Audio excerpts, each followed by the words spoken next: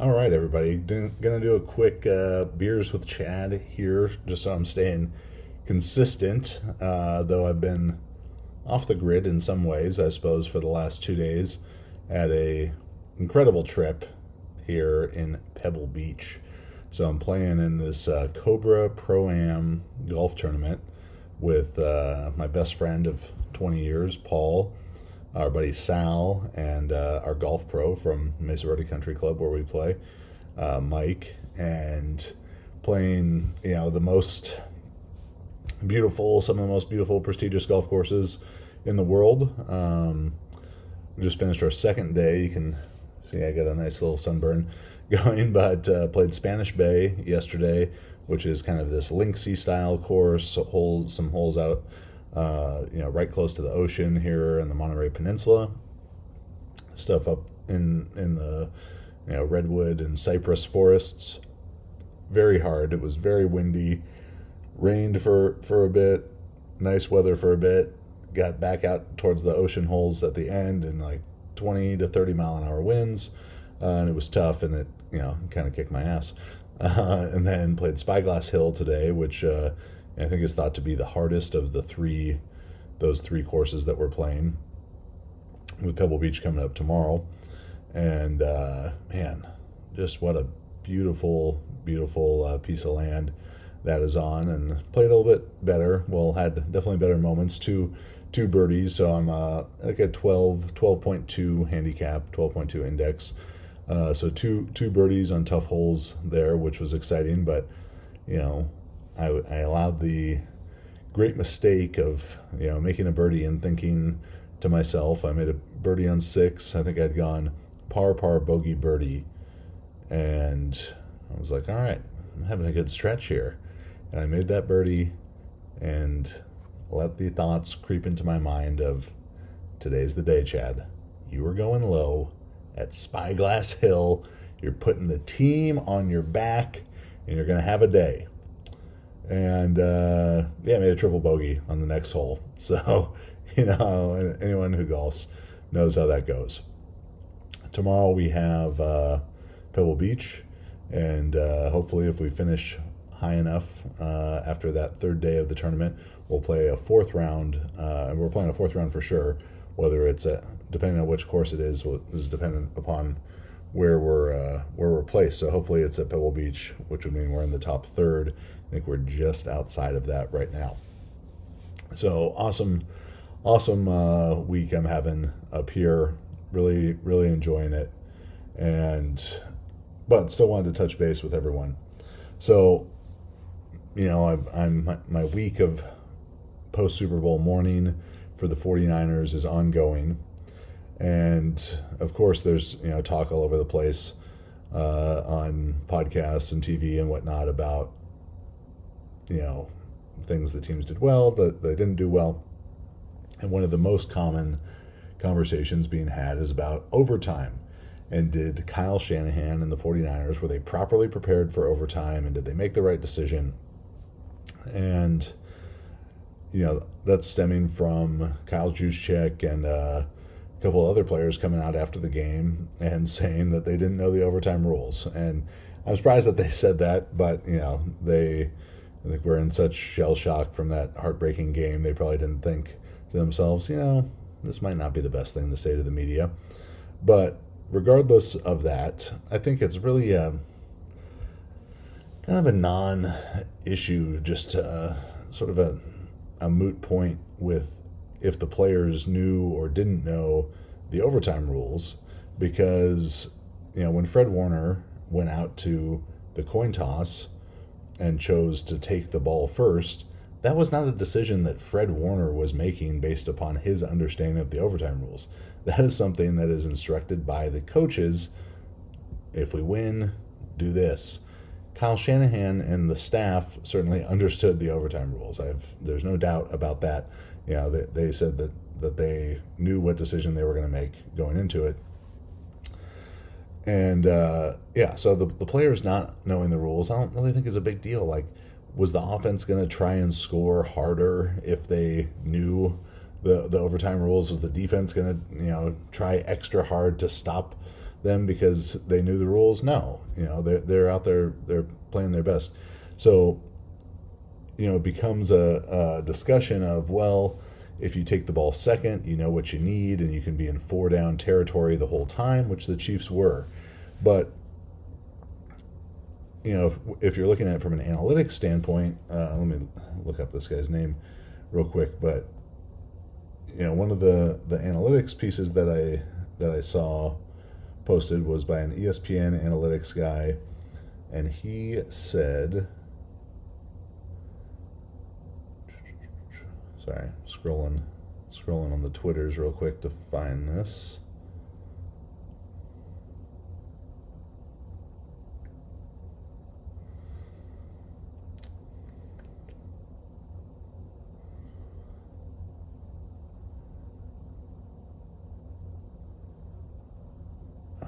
Where is it?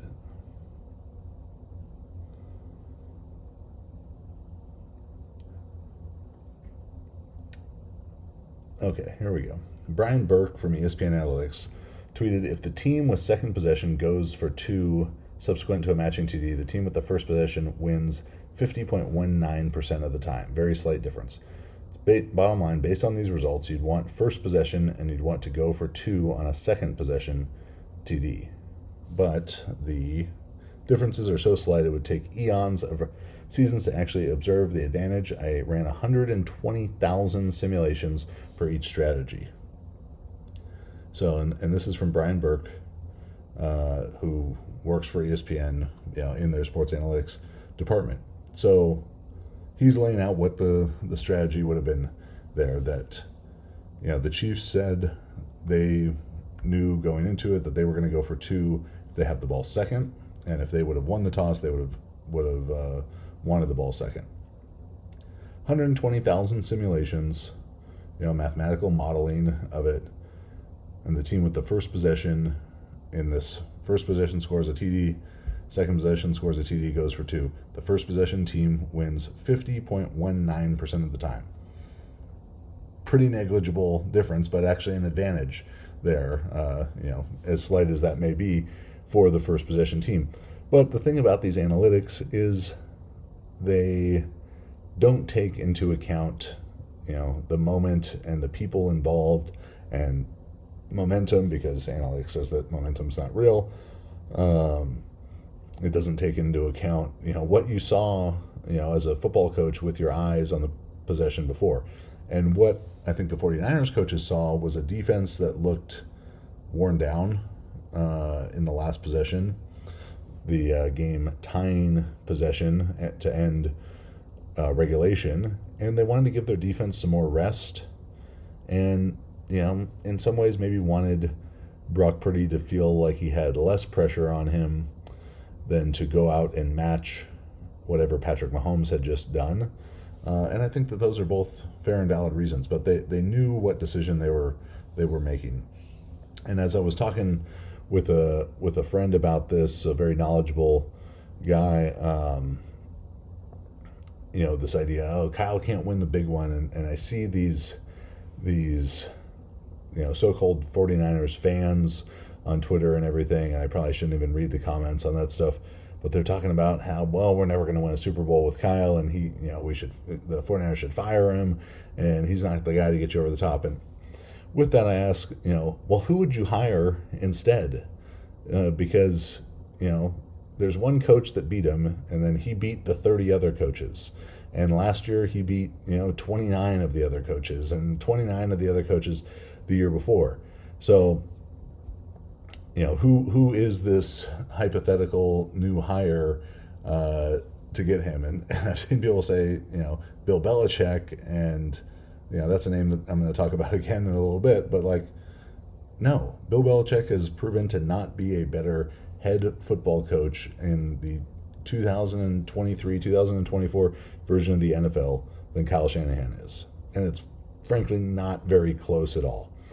So yeah, that idea that fire Kyle is nonsense. Now, with the idea that he can't get over the top, that he can't win the big game, he addressed this himself in saying, the 49ers have already won a lot of big games. They won the NFC Championship, which is a big game, the divisional playoff round, which is a big game. Last year, wild card, divisional round, the year before, wild card, divisional round, important games to get into the playoffs. They've won plenty of big games. Have they won the biggest game, the Super Bowl? No. They've lost it twice in heartbreaking fashion to a guy who might end up being the greatest quarterback and greatest football player of all time, who seems to just always find a way. And that sucks. And it bums me out as a fan of the 49ers. But as someone who I think is good at looking at things objectively, that's not Kyle Shanahan's fault. Could he have called a couple more run plays in the third quarter? Sure. But if you get a penalty on first down, a false start as they did, and it's 1st and 15, okay, you're going to throw a pass. And then that pass doesn't go anywhere. Well, now it's, you're so behind the change. Yeah, it's tough. It's tough to run, but you get that penalty on first down. There's really maybe like 2 plays in question where fans are like, "Oh, they should have run on those 2 plays." And as much as people think it's simple to think that the run sets up the pass sets up the run as well. And they ran the ball effectively, but it's like if someone thinks, Christian McCaffrey wasn't involved enough in the game, the dude had 30 touches. Like, he was extremely involved in the game. But so my buddy was saying, he's like the best evidence for why Kyle is the right coach was the guy across the sideline. Because do you know who used to have the reputation as the one who couldn't win the big game when his Philadelphia Eagles were going to NFC Championship after NFC Championship and losing them, and then got to the Super Bowl and lost it, and he got fired. And now he's a 3-time Super Bowl champion and has gone to 4 Super Bowls. Kyle Shanahan's a great football coach. He's the right coach for the 49ers. They have a great culture. But one of the things with that great culture, John Feliciano, Spencer Buford, the right guards, backup and starting and backup, and then backup and starting, and Buford, began the year as the starter, got injured. Feliciano held the job after Buford was back, and then Feliciano got injured in the Super Bowl, and Buford played. And Spencer Buford was at fault for a free rush by Chris Jones, and I am not an NFL offensive line coach, but I was a high school offensive lineman and a high school offensive line coach, and I could tell you when he turned fully to help with the nose guard, and then a linebacker blitz that Colton McKivitz picked up, and then Chris Jones had a free rush, that you can't turn all the way and give all your attention to the nose guard like that in a pass block situation. Like, you help with your hands, you post there, you help with your hands, not with your eyes. Because if he can do that, then he can see, all right, Colton is going to take that blitzing linebacker, and I'm fanning out to take Chris Jones. As Chris Jones made this inside move and came to where Spencer Buford should have been. But, pass blocking schemes aside, for Feliciano to throw Buford under the bus, on Twitter, not a great look, and something that's probably emblematic of a team that's extremely frustrated and extremely hungover, as John Feliciano mentioned in his email. But I wouldn't be shocked if that indiscretion there cost a kind of borderline guy his job next year. Other contract issues going on. Brandon Ayuk and his buddy, I think just his friend, talking about get BA out and saying they didn't throw him the ball enough. He was against 2 great corners. He had a couple good catches, but you watch the tape back, and like Snead and McDuffie were like running the route with BA and Debo. They were all over him. So, his buddy's saying BA to Vegas. I don't see how that could be a better situation. Who's throwing him the ball there? And it's moot anyways, because the 49ers control his contract this year. They have the 5th-year option on him. Could he hold out, demand a trade, all that? Sure, but it doesn't really have much, if any, leverage there. 2 years ago, Deebo Samuel had this messy seeming negotiation. That all got sorted out, and he's been great. And I think that the same thing's going to happen with Brandon Ayuk, because the 49ers do a great job of keeping those homegrown, high-level players in the fold, and I think they'll do that with him too.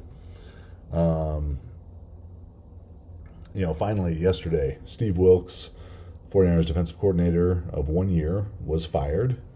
I wasn't shocked by that really at all. Slightly surprised, maybe, but definitely not shocked. From after the Vikings game, when he had called this all-out blitz real late in the first quarter, and Jordan Addison cooked him for a touchdown, and then Kyle sort of threw him under the bus to the media after the game. That was a big chink in the armor there. And then even in the Super Bowl, where it looked like they were going to bring some all-out pressure, and Kyle called a timeout and basically made him change the defense. If you're doing that kind of thing, must not be a guy that you have a ton of trust in, or or seeing things eye to eye about how the scheme should work. And the 49ers defense was worse this year than it had been. And it still had all the great players, maybe even better players. Yeah, Hufanga got injured, but their D-line, and Chris Kasarik, their defensive line coach, is regarded as this guru, the defensive line equivalent of what Dante Scarnecchia was for the Patriots, and their D-line played worse. And I don't think it's because they didn't train as hard in the offseason, or they didn't try as hard during the games, not some Chase Young plays notwithstanding, but it was that the scheme wasn't allowing them to be as comfortable and do what they do as pass rushers quite as well. And I think, it's not that they didn't like Steve Wilks, or that he isn't going to be a good coach for someone else, but it just wasn't the right fit for them. And, so they let him go.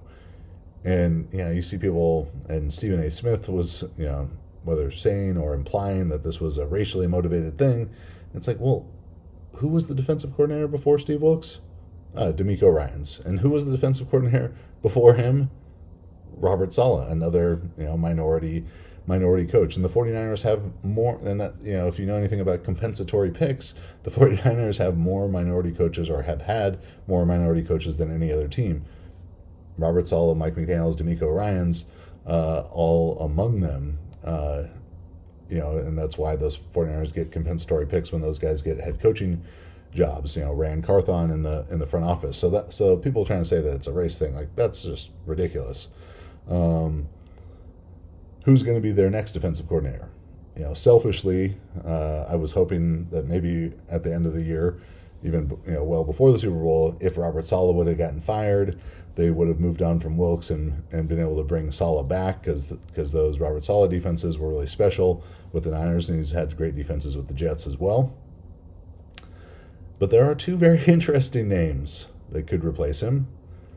Probably long shots, but guys who didn't get head coaching jobs. Because the one thing I really don't like about the Wilks firing is it's so late in this process that a lot of the good candidates, the Vic Fangios and Mike Zimmers, are already hired. So, that's a tough part when you go when you go to the Super Bowl. A lot of the coaching hiring process has already come and gone, and that's tough for Steve Wilks as well. But they couldn't fire him before the Super Bowl, so I don't know what people expected there.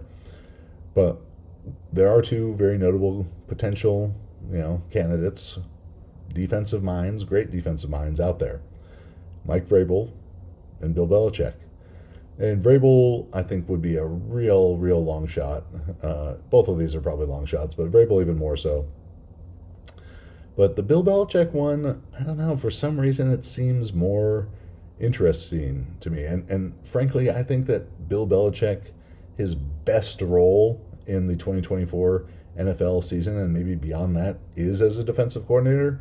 That he is all about the details and the nitty-gritty of defensive football and special teams football, not offensive football, not drafting good skill players, but having smart,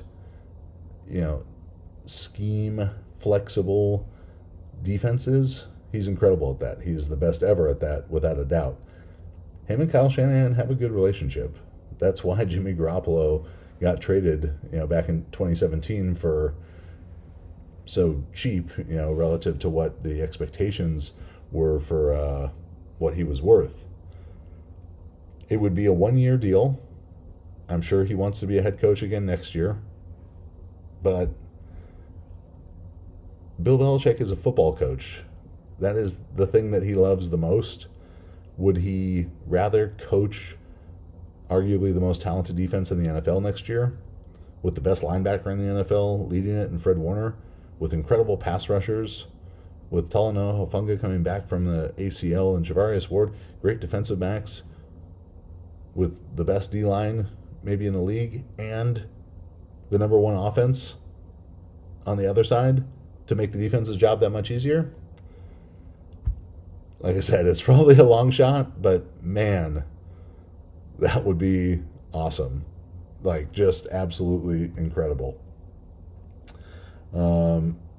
So other, real quick kind of early rankings for next year. As you might have seen, the 49ers are the opening betting favorite to win the Super Bowl, the 2025 Super Bowl. So these people think, oh, the 49ers window's closed, whatever. Well, Vegas and the guys who are making billions of dollars don't seem to think so. I don't see how really anyone would think so, because they're bringing back, all the names that are all under contract. They're all going to be back. Brock Purdy's only going to be better next year. Some guys, Eric Armstead's got to have a meniscus surgery. Javon Hargraves maybe needs to have a little elbow surgery, but guys are back. They're, for the most part, very healthy.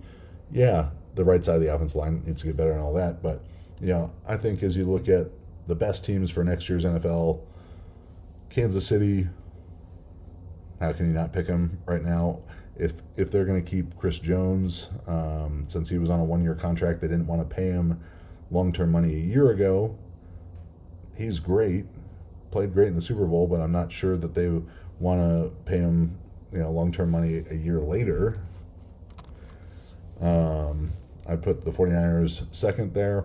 They're going to have to show a lot of resilience, physical resilience, with those guys who were playing injured late in the year, and the mental and emotional resilience of coming back from a loss like that. I have no doubt that they will. Detroit, I think, is the third best team, constructed very much like the 49ers, but younger. So, you would think that they're improving at a quicker rate. But how well can that team handle, and their coaches maybe more so, handle the big moments? Baltimore, they're an awesome team this year. They played really badly on offense because they didn't run the ball against the Chiefs. They do have 25 free agents, but a lot of the big guys coming back. Texans, first-year head coach, rookie quarterback, they're going to be a lot better, and they have a lot of cap space. Green Bay, I'd put at number 6. How's their new D coordinator going to be? But, that's a young team with a lot of good players who are only going to get better, and they're going to be able to add to them in the draft. Miami needs to spend their money smartly. They were incredibly beat up at the end of the year on defense particularly, and in the offensive line. They got some big free agents to re-sign. They got some big decisions to make. Dallas got good players. They pay some of their good players like they're great players, and then primary one of those is Dak Prescott. Dak Prescott has a cap hit next year of $59-point-something million. That is totally unsustainable, so they pretty much have to give him a contract extension, because they can't tag him and they can't trade him because he's got no trade clause and something in his contract that says that they can't tag him after this year. So he really holds all the cards if they don't want to have a $59 million cap hit but want to be able to spread that out. That's going to mean that they pretty much have to give Dak Prescott a contract that's more than he's worth, to be frank. Yeah, he had some good numbers this year. A lot of those were against really bad teams. I'm hearing things about like 5 years, $300 million. If you think that Dak Prescott is better than Patrick Mahomes and Joe Burrow and Josh Allen and Justin Herbert, or even Jalen Hurts, to be honest, he's just not. He's just not that good. No, I'm good, thank you. Housekeeping was trying to come in. So they're going to really hamstring themselves if they do that. Dak needs to have some self-awareness there. I mean, yeah, no one's ever offered me $60 million to do anything. So it's one thing, it's a lot easier for me to say that he should take a little bit less, but he should take a little bit less because another team's not going to give him that.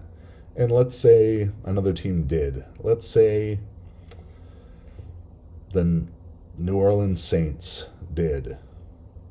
Do you think that in his lifetime, Dak Prescott is going to make more money from endorsements, from post-football career opportunities? Think Tony Romo, Michael Irvin, Troy Aikman.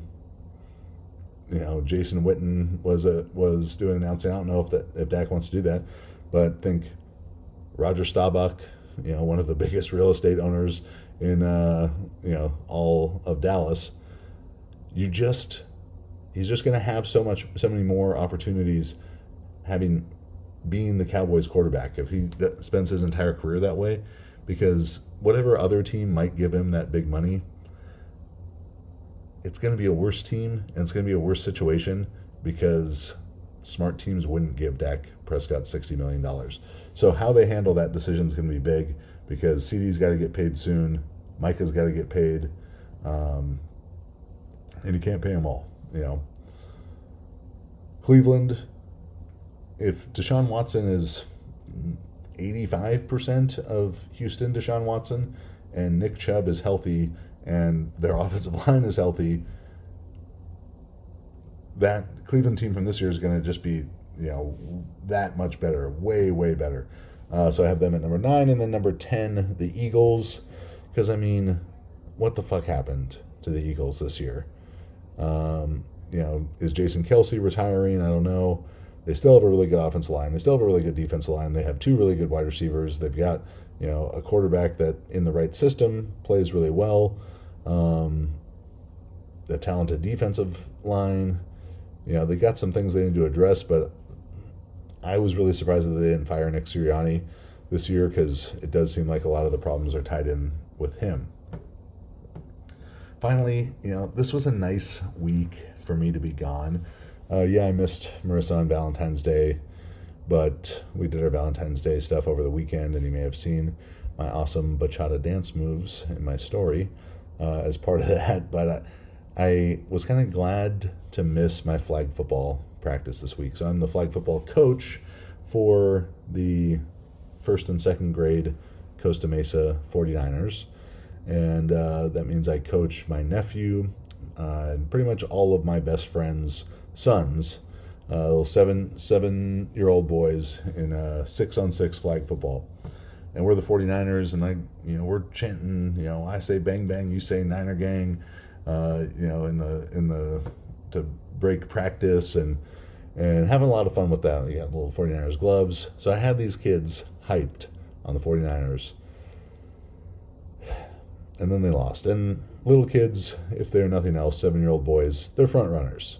So I wasn't looking forward to this week of maybe being at practice on Wednesday and being like, Coach Smith, the 49ers lost. They suck. Can we be the Chiefs instead? And then I was going to have to yell at these little kids and make them run, and it's going to be a whole thing. So I'm sure I'll be updating you. We have our first game March 8th. I'm sure I'll be updating you more on the goings-on of my young 49ers and the fun that is. So I'm about to head down to dinner. Hopefully you enjoyed this. So, listen, subscribe, rate, all that good stuff. Beers with Chad. I'll probably do another episode on Sunday. And I thinking that one I'm probably just kind of got to get everyone a little bit reacquainted or acquainted for the first time with who I am, why I'm doing this, what I have been doing that even people who follow along and have been for a long time probably don't know. So, until then, thank you. And I, surprisingly, for one of the rare times on this trip for the last 2.5 days, don't have a beer in my hand, but this Dasani water is probably a more responsible choice. Cheers.